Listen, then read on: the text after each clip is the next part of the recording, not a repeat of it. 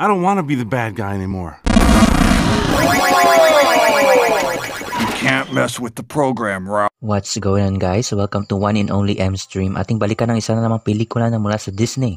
Ano-ano kaya mga nalagpasan mong detalye, movie connections at Easter eggs sa pelikulang Wreck-It Ralph?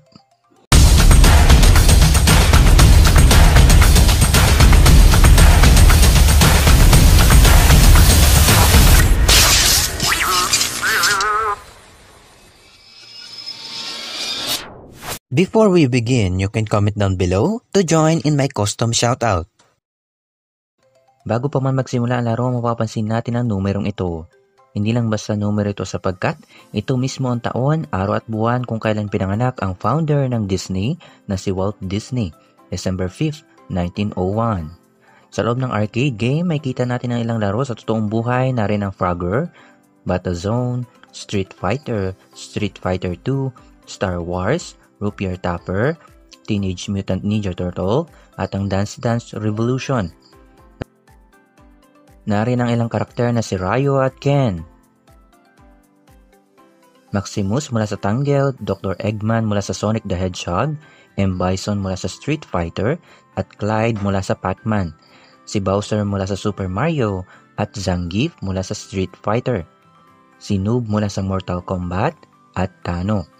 Nariyan si Neff mula sa Altered Beast at ang Zombie mula sa House of the Dead. Sa stasyon, may kita natin dyan si Chun-Li at Kami mula sa Street Fighter. Tiny the T-Rex mula sa Meet the Family Robinsons, Forger at Digit. Nariyan din si Pac-Man at Sonic.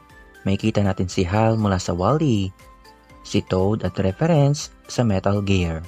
Siyempre hindi natin malilimutan si Mickey Mouse.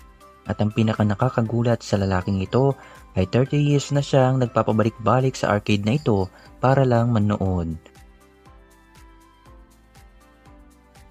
At alam niyo bang ang pangalan ng dalawang donuts dito ay sina Winchell at Dunkin na binase sa dalawang sikat na donut seller stores.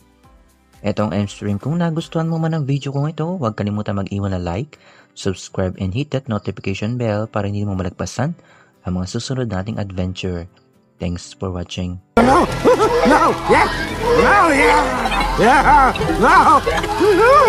Go into the light!